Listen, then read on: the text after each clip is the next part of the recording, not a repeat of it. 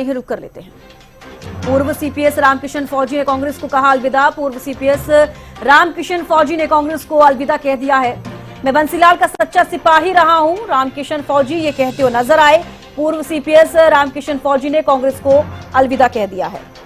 तो देखिए, लगातार हम आपको बता रहे हैं कांग्रेस में नाराजगी देखी जा रही है। और देखिए, रामकिशन फौजी का जिक्र भी हमने किया, वो काफी नाराज नजर आए, प्रदर्शन करते हुए दिल्ली तक पहुंचे। अब देखिए, कांग्रेस को अलविदा कह दिया है। कांग्रेस प्रत्याशी के समर्थकों पर धमकी देने के आरोप लगाए गए पूर्व सीपीएस रामकिशन फौजी ने कांग्रेस को अलविदा कह दिया है। मैं बंसीलाल का सच्चा सिपाही रहा हूं, रामकिशन फौजी ये कहते हुए नजर आए। अब मेरा कांग्रेस से कोई वास्ता नहीं है, रामकिशन फौजी कहते हुए नजर आए हैं। बवानीखेड़ा से कांग्रेस प्रत्याशी पर गंभीर आरोप लगाए, कांग्रेस प्रत्याशी के समर्थकों पर धमकी देने के आरोप लगाए हैं रामकिशन फौजी ने। तो देखिए, पूर्व सीपीएस रामकिशन फौजी ने कांग्रेस को अलविदा कह दिया है।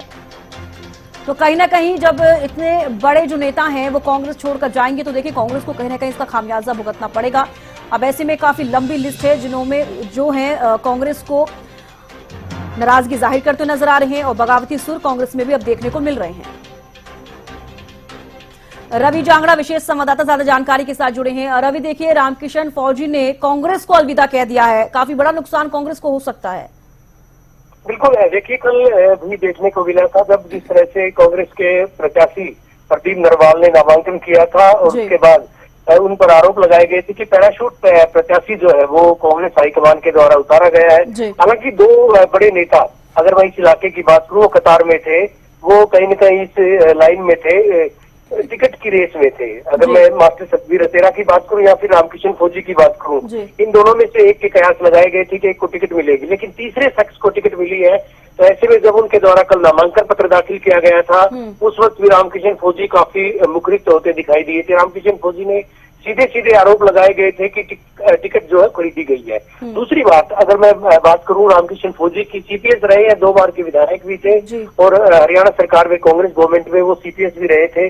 तो उनके द्वारा जिस तरह से अब कांग्रेस छोड़ने की बात कही गई है, हालांकि पहले हरियाणा विकास पार्टी से विधायक बने थे, हरियाणा विकास पार्टी उनको ज्वाइन करवाई गई थी साल 2000 में, जब तत्कालीन जो नेता थे चौधरी बंसीलाल, उनके द्वारा उनको ज्वाइन करवाई गई थी हरियाणा विकास पार्टी से विधायक बने थे।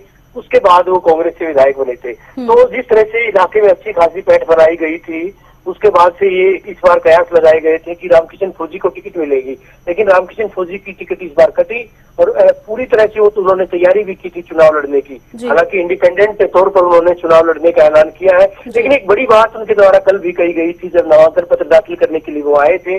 उनका कहना था कि भले ही कोई जीते कोई हारे, लेकिन कांग्रेस प्रत्याशी की जमानत जब्त करवा कर रहेंगे। साथ ही उन्होंने एक और ऐलान किया था कि हल्के में, इलाके में जहां जहां वो जाएंगे उनका विरोध करवाया जाएगा। उनका ये भी कहना था कि जिस शख्स को पैराशूट के जरिए उतारा गया है, जिनको इस बात तक का इल्म नहीं है कि हल्के में गांव कितने हैं, हल्के के गांव के नाम क्या क्या है, ऐसे शख्स को सोनीपत से यहाँ पर उतारा गया है, कल को किसी और तीसरे आदमी को उतारा जाएगा चुनाव मैदान में, तो ये नेता तो यहाँ पर नकारा रह जाएंगे। उनका ये भी आरोप था। और आज बाकायदा एक प्रेस कॉन्फ्रेंस उनके द्वारा की गई थी और ये कहा गया है कि वो कांग्रेस को छोड़ रहे हैं। चौधरी बंसीलाल ने उनको कांग्रेस ज्वाइन करवाई थी और अब कांग्रेस को जो है छोड़ रहे हैं, इस बात की उन्होंने आज तस्दीक भी की। साथ ही साथ ये भी कहा है कि चुनाव लड़ेंगे और चुनाव के दौरान कांग्रेस प्रत्याशी का उनके द्वारा विरोध जताया जाएगा। अब कांग्रेस को कितना नुकसान होगा, कांग्रेस किस तरह से इसको कंपनसेट करेगी, ये देखने वाली बात होगी। लेकिन फिलहाल जो है जिस तरह की स्थिति है, अगर मैं भवानीखेड़ा हल्के के परिप्रेक्ष्य में बात करूं तो यहाँ पर मुकाबला अच्छा खासा होने वाला है, क्योंकि एक तरफ जहाँ बीजेपी के प्रत्याशी हैं कपूर सिंह वाल्मीकि, वहीं दूसरी तरफ कांग्रेस के कहीं यूं कहिएगा कि 3 प्रत्याशी चुनाव मैदान में है। एक प्रत्याशी तो कांग्रेस के सिंबल पर चुनाव लड़ रहे हैं, 2 ऐसे प्रत्याशी जो कि कांग्रेस की टिकट के जो है दावेदार थे, रामकिशन फौजी और सतबीर सिंह अतेरा, दोनों ही वो भी कतार में, वो भी इससे फाइट में है।